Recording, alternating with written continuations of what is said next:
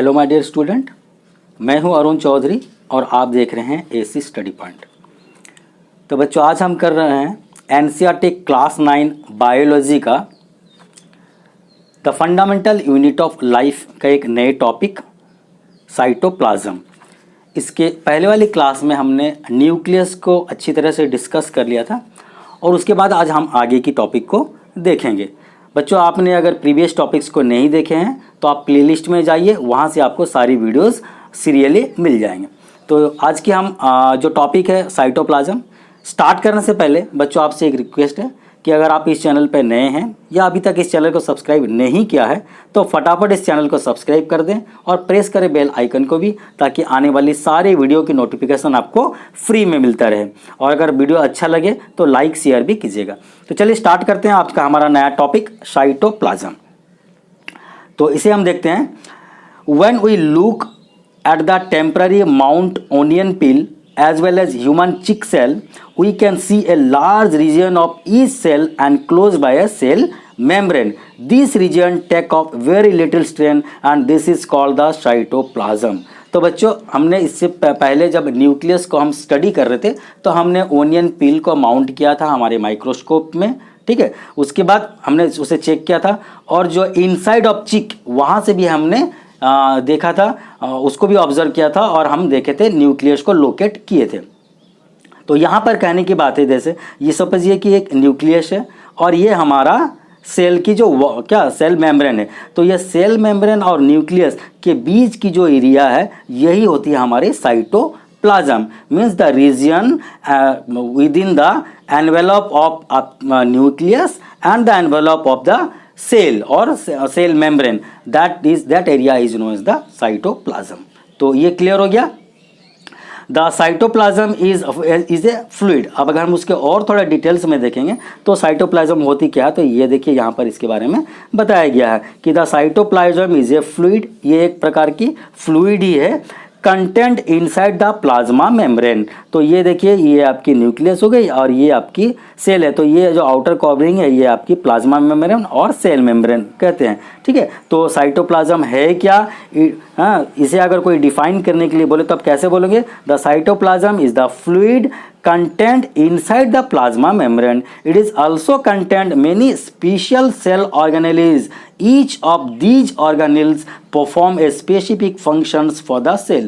और सेल के अंदर जितने भी ऑर्गेनेल्स होते हैं, जैसे हमारे बॉडी में बहुत सारे बॉडी पार्ट्स हैं, तो सेल के अंदर भी, सेल तो अकेला नहीं है, सेल भी उसके अंदर भी बहुत सारे पार्ट हैं। तो ये जो फ्लूइड है साइटोप्लाज्म, इसी के अंदर सेल के ऑर्गेनेल्स मौजूद रहते हैं और सभी ऑर्गेनेल्स अलग अलग पार्ट को फंक्शन करते हैं, अलग अलग फंक्शंस उनका होता है। तभी तो सेल ऑर्गेनेल्स में इतने पार्ट हैं, जो माइटोकॉन्ड्रिया है, गोल्जी बॉडीज है, ठीक है, एंडोप्लाज्मिक रेक्टिकुलम है, ये सारे चीज़ जो हैं ये साइटोप्लाज्म में होते हैं और अलग अलग कामों को वो डील करते हैं सेल के अंदर, ठीक है। आगे की हम देखते हैं बात।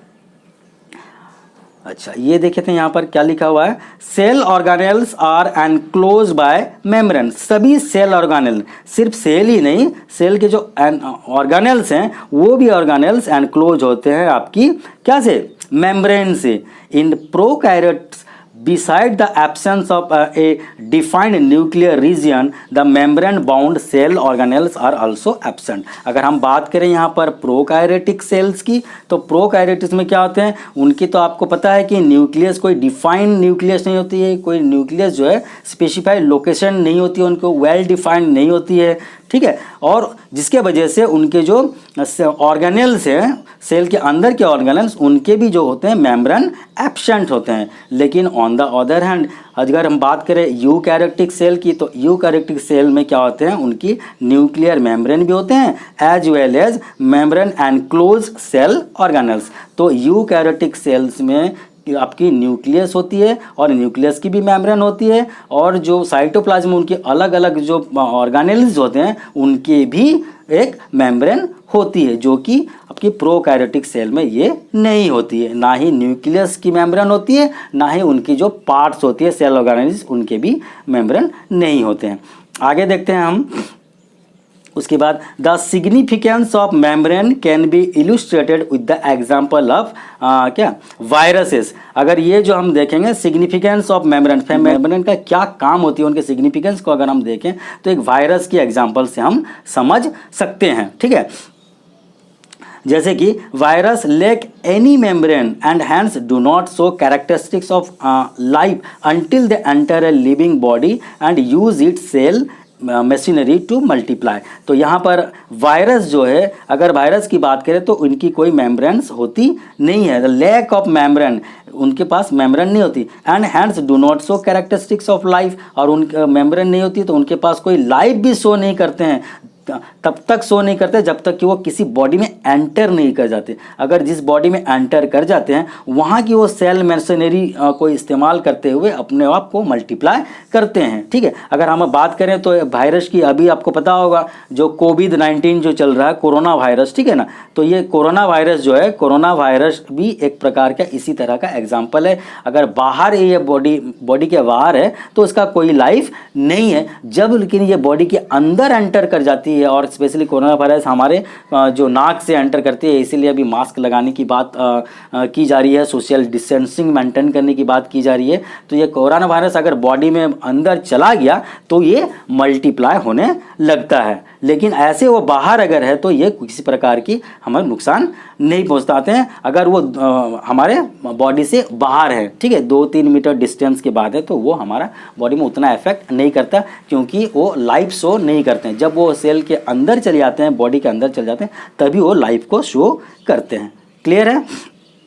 अच्छा, उसके बाद देखते हैं यहाँ पर दूसरे पार्ट में।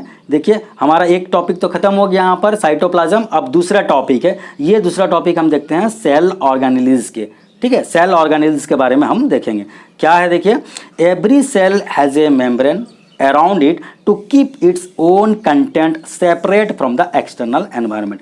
अब हम बात कर रहे हैं अलग अलग ऑर्गेनेल्स की, सेल की बात नहीं कर रहे, सेल की अंदर जो ऑर्गेनेल्स है, सेल के अंदर और भी छोटे छोटे जो ऑर्गेनेल्स है, सेल के पार्ट, उनकी बात कर रहे हैं। तो उन सभी में उनकी मेम्ब्रेन होती है।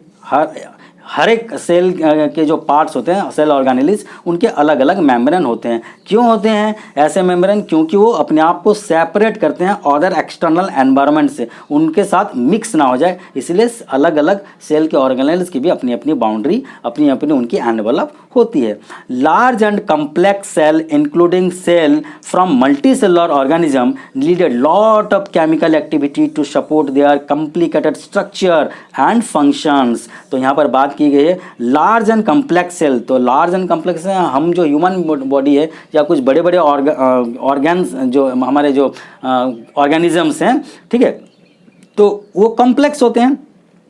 तो इनके जो क्या होते हैं, large and complex cell including cell from the multicellular organism. तो जितने भी मल्टी सेलुलर ऑर्गेनिज्म है वो कम्प्लेक्स हैं। यूनिसेलुलर ऑर्गेनिज्म जो है वो सिंपल ऑर्गेनिज्म है, लेकिन जो भी मल्टी सेलुलर हैं उनके बहुत सारे सेल्स होते हैं और हर सेल में ऑर्गेनेल्स पाए जाते हैं। तो ये मल्टी सेलुलर ऑर्गेनिज्म में ही पाए जाते हैं। ठीक है, इनको क्या चाहिए, they need a lot of chemical activity to support their complicated structure and function. इतने बड़ा होने की वजह से उनका जो स्ट्रक्चर है इतना बड़ा है तो बहुत ज़्यादा फंक्शंस भी करना पड़ेगा, बहुत सारा केमिकल एक्टिविटीज़ करना पड़ेगा जो उनको लाइफ सपोर्ट कर पाए। ठीक है, इसीलिए बहुत सारे जो हमारे मल्टी सेलुलर ऑर्गेनिज्म है उनके सेल्स, नंबर ऑफ सेल्स ज़्यादा होते हैं। आगे देख लेते हैं। To keep these activity of different kind separate from each other, these cell use a membrane bound little structure or organelles within themself. तो इतने सारे ऑर्गेनेल्स हैं सेल के अंदर, उनके सभी का काम अलग अलग है। क्या उसके चलते क्या होते हैं, they need separate from each other. तो उनको एक दूसरे से सेपरेट होना पड़ेगा क्योंकि सभी का काम अलग है। जैसे ये मान लो सेल है, ये न्यूक्लियस है, तो यहाँ एक ऑर्गेनेल्स है, यहाँ एक ऑर्गेनेल्स है, यहाँ एक, तो इनके अलग अलग बाउंड्री होनी चाहिए ताकि ये इसके साथ मिक्स ना हो जाए और ये अपने आप को आइडेंटिफाई कर पाए। ये अपना फंक्शन करेंगे, ये अपना फंक्शन करेंगे, ये अपना फंक्शंस करेंगे। सभी के फंक्शंस अलग अलग होते हैं। ठीक है, so these cell use their membrane bound little structure within themself. तो वहाँ पर आपकी जो सेल मेम्ब्रेन होती है या जो ऑर्गेनेल्स की जो मेम्ब्रेन होती है, मेम्ब्रेन बाउंड होती है, वो काम आता है ताकि एक सेल ऑर्गेनेल दूसरे ऑर्गेनेल से मिक्स ना हो जाए और अपने अपने काम अच्छे से कर पाए। This is one of the feature of the eukaryotic cell that distinguish from the prokaryotic cell. तो ये भी एक बहुत बड़ा डिफरेंस है प्रोकैरियोटिक और यूकैरियोटिक सेल्स में। प्रोकैरियोटिक सेल्स की हम जो बात कर रहे हैं अभी, ये प्रोकैरियोटिक सेल्स में जितने भी सेल ऑर्गेनेल्स हैं सभी के अलग अलग उनकी बाउंड्री होती है, उनकी क्या मेम्ब्रेन होती है। जितने भी ऑर्गेनेल्स के भी मेम्ब्रेन होते हैं जो कि हमारे आपकी प्रोकैरियोटिक में पाए नहीं जाते हैं, ठीक है, सिर्फ यूकैरियोटिक में पाए जाते हैं।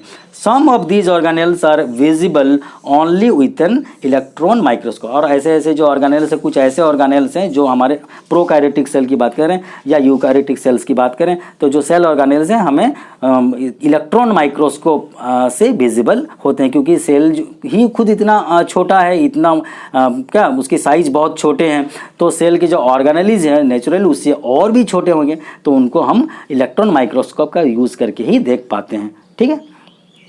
आगे देखते हैं। We have talked about the nucleus in a previous section. इसके जस्ट पहले हमने न्यूक्लियस को डिस्कस किया था। Some important example of cell organelles which we will discuss now are, अभी जो हम पहले न्यूक्लियस को हमने ऑलरेडी डिस्कस कर लिया था क्योंकि वो सेंट्रल पार्ट था और बहुत ही आपकी जो क्या क्रूशियल पार्ट था हमारा, और वो कंट्रोल सेंटर था हमारा सेल का न्यूक्लियस, तो उसे हम पहले डिस्कस कर लिए। अभी जो हम डिस्कस करेंगे सेल ऑर्गेनेल्स, सेल के अलग अलग पार्ट, वो हम डिस्कस करेंगे। एंडोप्लाज्मिक रेक्टिकुलम, ऐसे बात की जाए तो एंडोप्लाज्मिक रेक्टिकुलम दो प्रकार के होते हैं, रफ जो होते हैं, स्मूथ एंडोप्लाज्मिक, ये सब हम देखेंगे। उसके बाद गोल्जी एपारेटस के बारे में देखेंगे, लाइजोसोम्स को देखेंगे, माइटोकॉन्ड्रिया, प्लास्टिड्स, हाँ, and they are important because they carry out some very crucial functions in the cell. तो ये हम अलग अलग सभी पार्ट को क्यों देखेंगे, क्योंकि ये सभी पार्ट सेल के लिए बहुत इंपॉर्टेंट हैं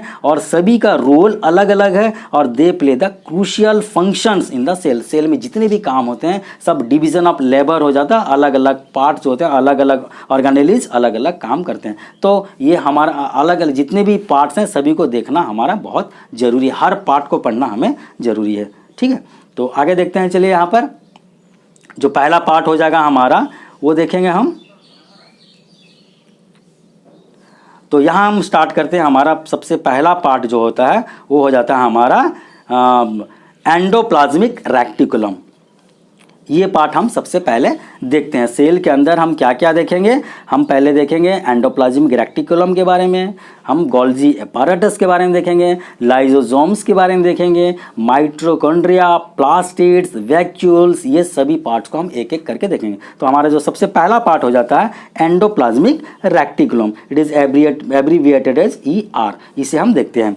so the endoplasmic reticulum is a large network of membrane bound tubes and sheet. Endoplasmic reticulum क्या होता है, बहुत सारे मेम्ब्रेन बाउंड उसमें होते हैं, ट्यूब्स होते हैं, सीट्स होते हैं। इट लुक्स लाइक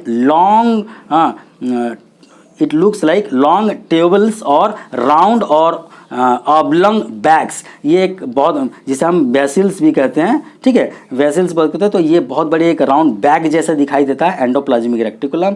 और द एंडोप्लाज्मिक रेक्टिकुलम जो मेम्ब्रेन है is similar in structure to the plasma membrane, और इसकी जो मेम्ब्रेन है हमारे प्लाज्मा मेम्ब्रेन के जैसे ही होते हैं। सेल के जो मेम्ब्रेन होते हैं उसे हम सेल मेम्ब्रेन या प्लाज्मा मेम्ब्रेन कहते हैं, तो उसके जैसे ही होते हैं। But there are 2 types of endoplasmic reticulum. Actually देखा जाए तो एंडोप्लाज्मिक रेक्टिकुलम 2 टाइप के होते हैं, एक रफ एंडोप्लाज्मिक रेक्टिकुलम हो जाते हैं, ठीक है, एंड स्मूथ एंडोप्लाज्मिक रेक्टिकुलम हो जाते हैं। 2 प्रकार के हमारे जो एंडोप्लाज्मिक रेक्टिकुलम ER, एक होते हैं रफ और एक होते हैं smooth. Rough endoplasmic reticulum looks rough under a microscope because it has particles called the ribosomes attach to its surface. और यहाँ पर देखिए जो रफ एंडोप्लाज्मिक रेक्टिकुलम है ये रफ ही दिखाई देता है माइक्रोस्कोप में भी, जैसे कि इसके नाम है रफ एंडोप्लाज्मिक रेक्टिकुलम, तो ये रफ ही दिखाई देते हैं हमारे माइक्रोस्कोप में। क्यों रफ दिखाई देते हैं? Because it has the particles called the ribosomes. इसमें कुछ पार्टिकल्स होते हैं जो राइबोसोम होते हैं, वो इसमें होते हैं। और कहाँ पर होते हैं? Attach to its surface. इसके सरफेस में जो रफ एंडोप्लाज्मिक रेक्टिकुलम माइक्रोस्कोप में रफ ही दिखाई देते हैं। क्यों रफ दिखाई देते हैं? क्योंकि इसमें राइबोसोम अटैच होते हैं। और कहाँ पर अटैच होते हैं? इसकी सरफेस में अटैच होते हैं। क्लियर है इतना बात? आगे देखते हैं। The ribosomes which are present in all active cell are the site of protein manufacturers। बहुत इंपॉर्टेंट चीज़ है बच्चों, ये जो है ribosome which are present in active cell, active cell में जो राइबोसोम प्रेजेंट होते हैं उनका काम क्या होता है? ये प्रोटीन को बनाते हैं, प्रोटीन मैन्युफैक्चर करते हैं सेल के अंदर। The manufactured protein are then sent to the various places in the cell depending on need using the क्या एंडोप्लाज्मिक रेक्टिकुलम। ओके, और ये जो प्रोटीन बनती है वहाँ पर आपकी प्रोटीन बनने के बाद ये क्या होते हैं? ये बाकी पार्ट्स में सप्लाई होते हैं, सेल के बाकी पार्ट्स में सप्लाई होते हैं फर्दर यूज़ के लिए। द सॉफ्ट एंडोप्लाज्मिक रेक्टिकुलम, यहाँ पर देखिए soft endoplasmic reticulum help in the manufacture of the fat molecules. ये भी एक जरूरी है हमारा जो सॉफ्ट एंडोप्लाज्मिक रेक्टिकुलम, जैसे हमारे ये जो रफ एंडोप्लाज्मिक रेक्टिकुलम क्या करते हैं? प्रोटीन को बनाते हैं। और सॉफ्ट एंडोप्लाज्मिक रेक्टिकुलम क्या करते हैं? Help in the manufacture of fat molecule को ये बनाते हैं। इसके साथ साथ लिपिड्स को भी ये बनाते हैं। इसका काम क्या है? That is important for the cell function. ये जो फैट है, लिपिड है, ये सेल को फंक्शंस करने के लिए बहुत ही इंपॉर्टेंट है, जो कि आपकी क्या जो सॉफ्ट एंडोप्लाज्मिक रेक्टिकुलम ये हम बनाते हैं। ठीक है, स्मूथ जो है हमारे स्मूथ एंडोप्लाज्मिक रेक्टिकुलम इसे बनाते हैं। आगे देखते हैं।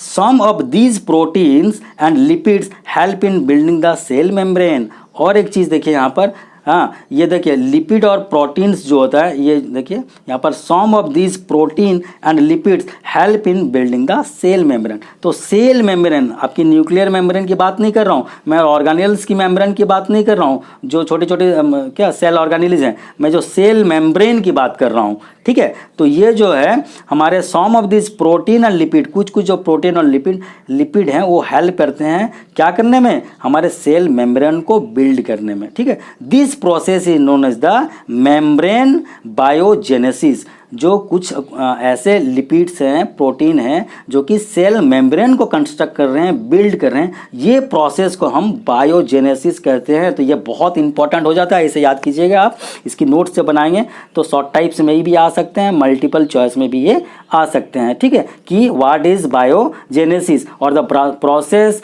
इन which that what lipids and proteins are used to form that cell membrane is known as what? So that is biogenesis. Or biogenesis is the process in which proteins and lipids are used to form the cell membrane. That is biogenesis. Some other proteins and lipid functions as enzyme and hormones. ठीक है, तो और भी कुछ कुछ some other proteins and lipids जो है हमारे, ये प्रोटीन्स एंड लिपिड्स ये क्या करते हैं? That function as enzyme and hormones. ये एंजाइम्स एंड हार्मोन्स की तरह भी यूज होते हैं। सम अदर प्रोटीन जैसे कि हमारी lipid and function as enzyme and आपकी hormones. Although the endoplasmic reticulum varies greatly in appearance in different cell, it always form the network system.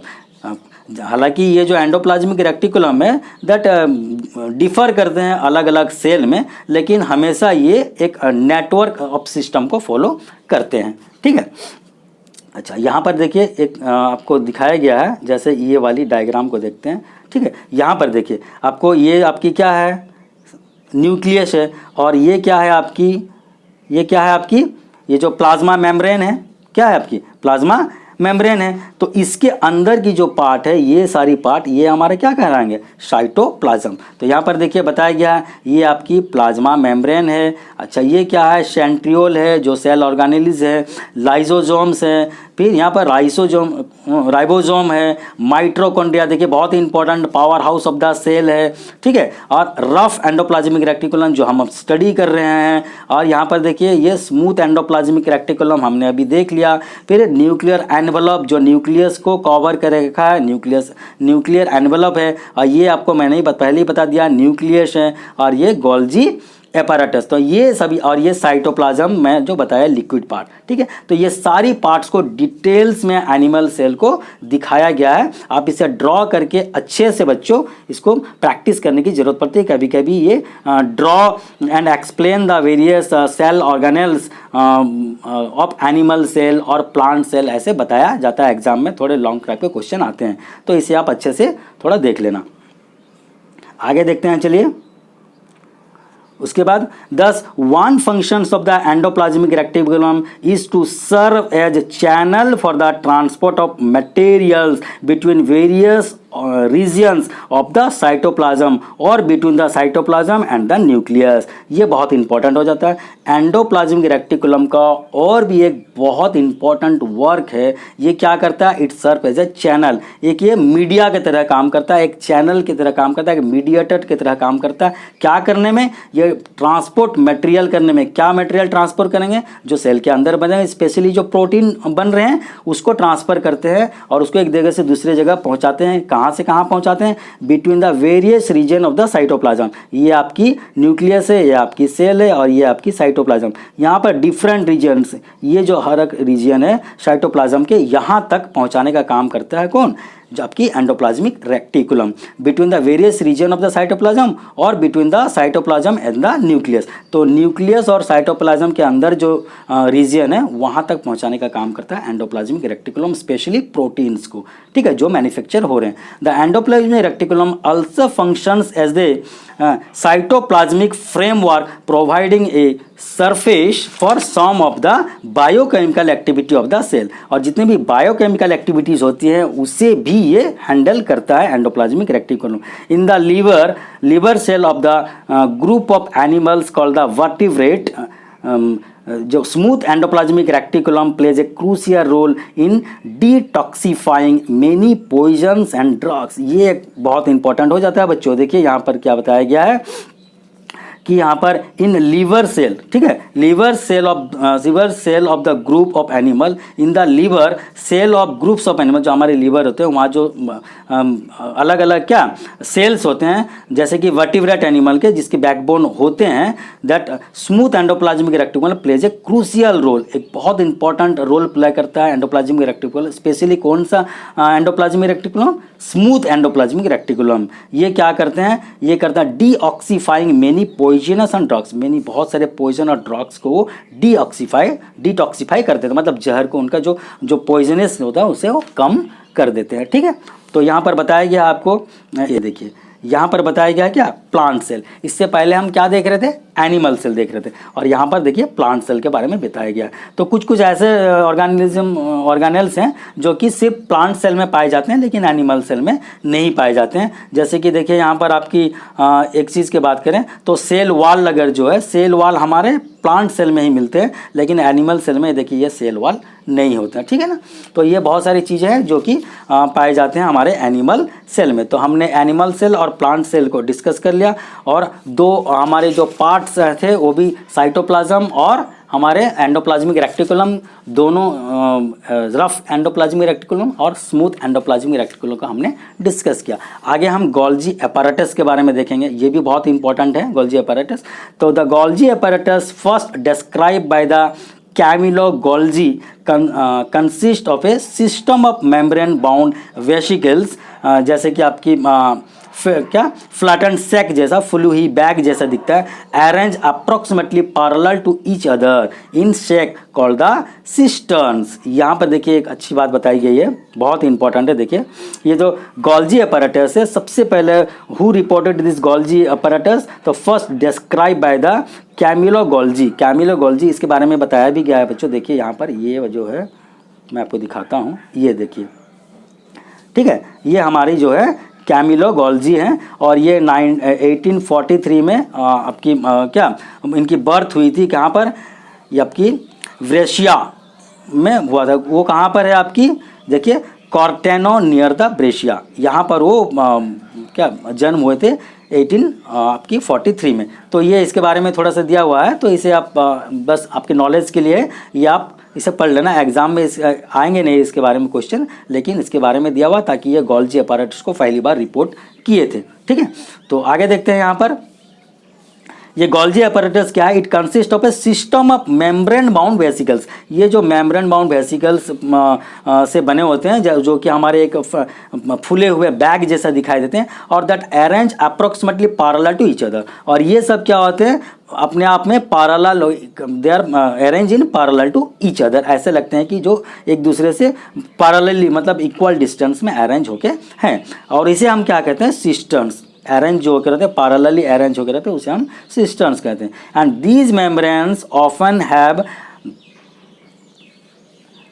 Connections with the membrane of endoplasmic reticulum and therefore constitute another portion of a complex cellular membrane of system। और ये जो membrane है, ठीक है, ये जो membrane है, these membranes often have a connection with the membranes of endoplasmic reticulum, और एंडोप्लाज्मिक रेक्टिकुलम के मेम्ब्रेन के साथ भी इसका कनेक्शंस रहते हैं। And therefore constitute another portion of complex cellular membrane, और एक अलग सेलुलर मेम्ब्रेन बनाते हैं, ठीक है।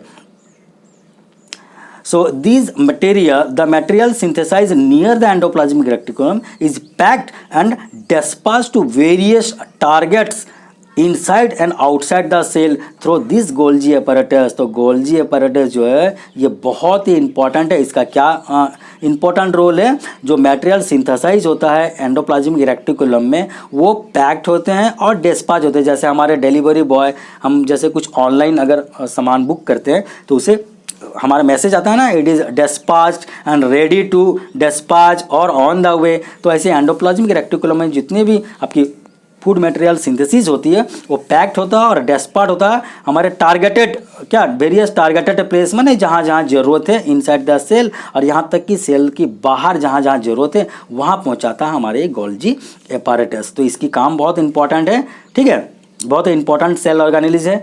It's functions include the storage, modification and packaging of products in the vesicles. तो ये स्पेशली जो गोल्जी अपैरेटस की फंक्शंस क्या है, ये हमारी स्टोरिंग करते हैं, मॉडिफिकेशन करते हैं, पैकेजिंग करते हैं, जो फूड प्रोडक्ट को हमें पहुंचाना है सेल के अलग अलग ऑर्गेनेल्स तक, यहाँ तक कि सेल के बाहर तक को, और प्रोडक्ट इन द वेसिकल। तो ये सब ये काम होते हैं हमारे जो गोल्जी बॉडीज़ के, ठीक है, या गोल्जी अपैरेटस की। क्लियर है। In some cases, complex sugar may be made from the simple sugar in the Golgi apparatus। और भी बहुत इंपॉर्टेंट है, ये जो Golgi apparatus है यहाँ पर complex sugar जो होते हैं ये कन्वर्ट किया जाता है, is made from the simple sugar. Simple sugar से complex sugar में कन्वर्ट किया जाता है। इन some cases complex sugar may be made from simple sugar in the Golgi apparatus। Golgi apparatus के अंदर जो सिंपल शुगर होता है उसमें से complex sugar को भी बना सकता है Golgi apparatus। And the Golgi apparatus is also involved in the formation of lysosomes। और Golgi apparatus भी क्या ये also that is also involved in formation of lysosome। Lysosome को फॉर्म करने में भी Golgi apparatus का बहुत बड़ा रोल है, ठीक है। तो बच्चों आज हमने यहाँ पर जो इतने भी टॉपिक थे आपकी cytoplasm, cell organelles, endoplasmic reticulum और गोल्जी अपैरेटस, इतने सारे ऑर्गेनेल्स के बारे में हमने पढ़ा और समझा, डिटेल्स में हमने लाइन टू लाइन देखे। और इसके नेक्स्ट जो आगे की क्लास में हम इसके नेक्स्ट जो कुछ बचे हुए ऑर्गेनेल्स हैं जैसे कि लाइसोसोम्स हैं, माइटोकॉन्ड्रिया हैं, प्लास्टिड्स हैं और वैक्यूल्स हैं, इसको हम नेक्स्ट क्लास में देखेंगे। तो बच्चों आपको अगर ये वीडियो अच्छा लग रहा है, मेरे पढ़ाने का तरीका आपको अच्छा लग रहा, समझ आ रहा, तो ज़रूर इस चैनल को सब्सक्राइब करें, लाइक करें और अपने दोस्तों के साथ शेयर करें। तो आज के लिए इतना ही, मिलते हैं नेक्स्ट क्लास में अगले टॉपिक के साथ। Till then bye bye, have a nice day.